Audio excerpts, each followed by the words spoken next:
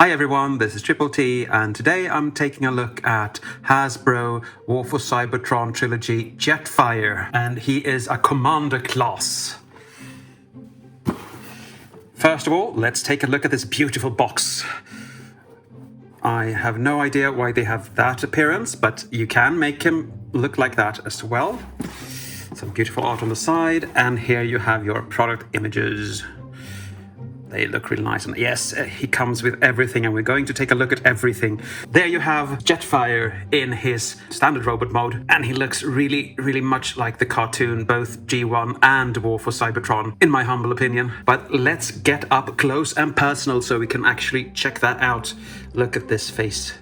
This face, that marvelous face. You can swap that out just by turning it, so that's cool. Beautiful transparent with some moldings underneath. Gunmetal grey, so I'm in heaven. No, I'm not going to sing that too. Nicely sculpted legs.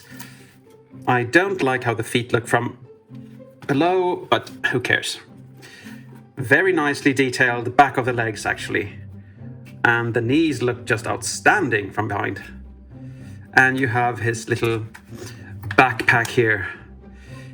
And it should really be there, so you can fold these down if you think they're protruding too much, or, well, do whatever you want. So for articulation, I'm not mentioning this as articulation, but this is where his head stores, so they are movable. His head can turn 360, can go up, can't really go down, but a bit, but not much. His arms can do a 360, but they will get onto those wings. And this happens a lot. They just come out, and I don't like that. You can actually move the wings too, but that's more for transformation than anything else. You have a bicep swivel. You have above 90 degrees, so that's good. At the elbow. You can rotate these hands, and they are quite fun actually, because they have a little circular piece in there for the gun, but when you open the hand, that circular piece goes away. I don't know why they just didn't do a little slot for the weapon. I think that would have been much cheaper and easier to use, but, well, this looks good. All the fingers are on the same peg, so no real articulation there. You can't really swivel his waist due to transformation and build. You have a thigh swivel, so that's good. If you take his little skirt piece out, you can kick out of there a bit above 90. Back, if you take it to the side, about the same. And precisely 90 to the side. He has above 90 degree bend at the knee there. And his feet can tilt to breakage levels, or you can tab them in if you want to. The foot can go up and down, the heel can go up and down, but that's about it for articulation. But he looks so good. I've said before, but I'm gonna say it again and again.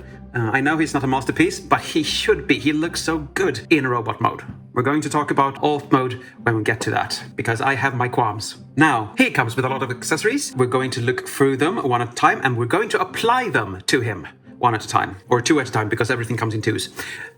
First, you have these little shoulder cannons. You have two of them, of course. They look exactly the same. And you put them on these tabs here, fold them up, and angle them however you want. So that's nice. He tends to lean back for some reason. He didn't used to, so maybe that's age. I don't know. He's not that old, but still. You get two of the longer things, and they can combine with the shorter for airplane mode. But now they're going to be seated on his legs. They're one tab on each side, so two together. He comes with two turrets. They look really nice.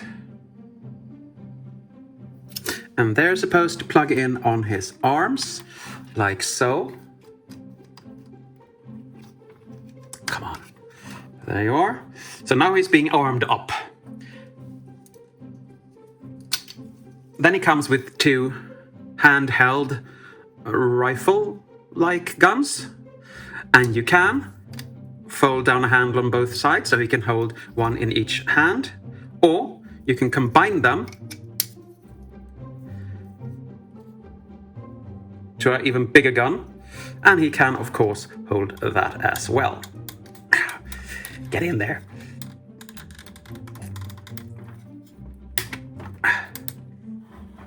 Like that, and now he's being armed up. Next, he comes with a shield. And to apply this shield, the instructions tell you to open these up and fit in there. And you can, of course. But you're going to put it on blindly because you don't see what you're doing, and they're quite fiddly. So what I do is apply it without them. And it actually sticks just fine. It doesn't come off.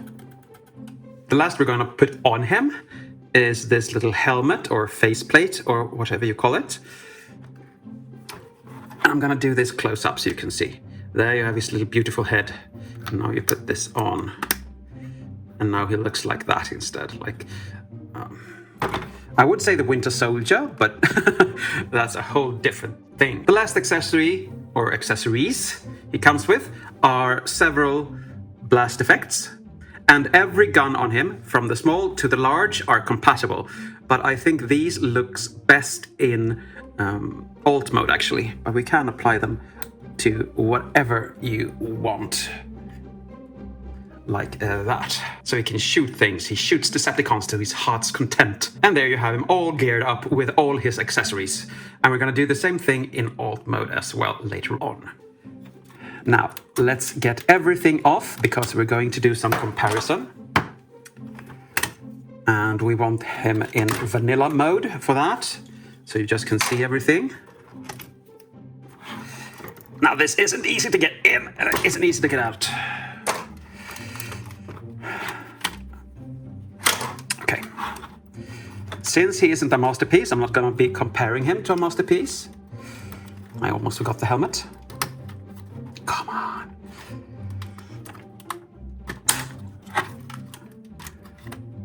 This goes on fairly snugly, so let's just... Ow. Like that. For comparison, we're going to bring in Ultra Magnus from the same series. War for Cybertron. And you can see the height difference is epic. But he is supposed to be larger, so maybe that's correct. They can't really talk to each other because the heads don't bend that way on either of them. But still, you get the picture.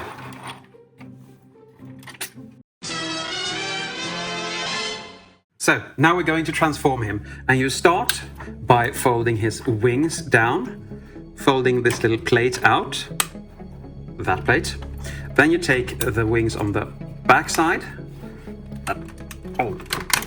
like so, and you fold them out. And you push this little thing onto here, so it tabs into that and that. And there's your wings done. Fold up the arms just for now, because we're gonna come down to the legs. And it's important that we push here, because if we don't, the double hinge here isn't activated, and this won't get out. So it's important to do that. When it's out, you hinge it over and you tab it in there and there. On a very stiff tab, I might say. Then we hinge this whole leg up, and there is a tab there and a port there. I don't know if you see it. And you're supposed to line them up. So press the leg upwards and then tab in. You then fold the feet in as far as you can, the foot, the heel, and then the toes, like that. And that is one leg done. When that's done, you come to the back here and you angle this, and this is quite stiff, out. And you press it in downwards. You come back to here, and the little pegs in these go in the ports in these, so everything just stabilizes. Snugly. And you can angle these however you want. I'm going to angle them like that for now. Angle the arms outwards. And then we can remove these and put them up to towards his head, and then flip everything. The head is gonna go inside there, like so. And let's fold these side panels down so they won't interfere. You fold this up, and then you fold it up like that, and you put both of these sides there. You come down here, you scooch these forward, the side skirts there, and fold those red pieces out. Okay. You come to the arm. You unpeg the hand. You fold this out. You angle the hand in with the back of the hand outwards, and then you turn this outwards like that. That's how you want that looking. Now, while we're out here, we can actually do the hard part as well. You're supposed to angle this in. You can see that this little hinge is straight forward, so that is how you want things looking, and then you can just fold that down. But this is going to be down, so that needs to face that way. Okay. Fold everything in and tab it in like that, and then you have a tab there and a port there, and you're supposed to press that in. After that, you come to this and fold it down and tab it in. It's hard to show you the tab, but that's what you're supposed to do. And that's one side done. When you've done all that, you flip the landing gear down up here if you want it out, and I do. If it will play along, thank you. And you have things at the knees as well. You can just fold them out.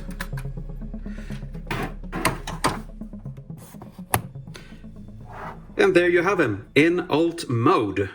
Let's do a flyby, shall we? He looks amazing from the top, if you don't untransform him. He looks amazing from the top. I mean, wow, look at this jet mode. This looks just epic. This should be up, but it isn't for some reason. I don't know why. I mean, look at him. Even the back looks really, really nice. But hold on to your horses, because this ain't pretty. We're going to take a look at him from beneath. And just untransform him so we can stand like that. What is this? What happened here? I mean, he comes with a shield.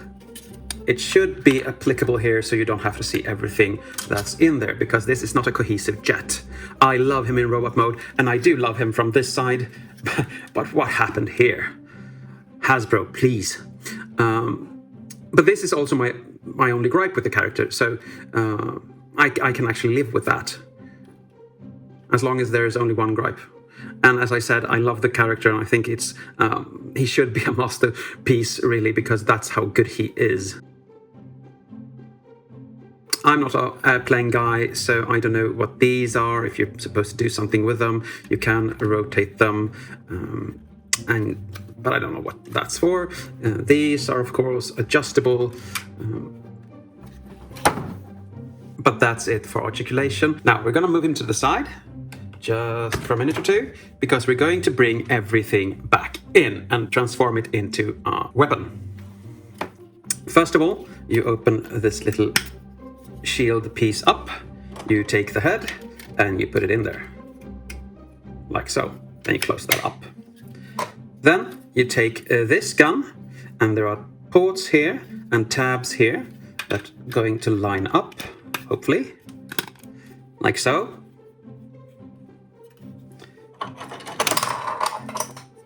Then we take a turret, you push it into the center gun and up there.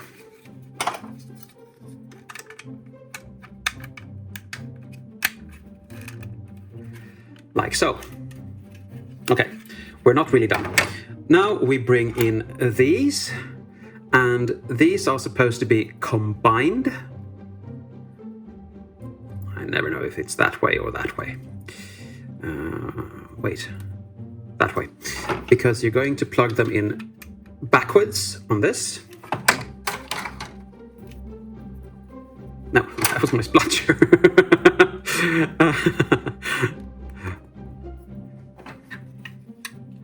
Okay.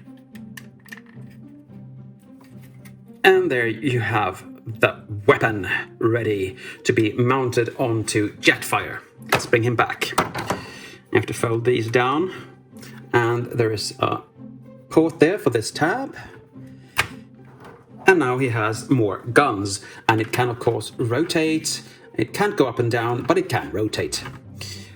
And of course you can apply all the blast effects to these guns if you want to, and these are 3 pieces each, so you can actually put them on different things if you want to. But this looks kind of cool, right? You can also take them and put them in the engines, like so, and I think this looks best actually. Now he actually has his engines running, so he is really versatile, and we like that. I'm going to take these away, because now we're going to compare him to another plane, of course. And I bring in Coronation Starscream, and of course he is much, much smaller, which he should be. I'm not sure how I can show both of them in frame. Okay, I'll do that again. And you can see Starscream is of course smaller, which he should be. I remember him being third in command in the cartoon after him when he was a Decepticon, and he was way smaller, and I can see why he didn't rebel. But they do look good together. I like this. Don't grab me by my nose! Now for my conclusion. This bot is epic in every sense of the word.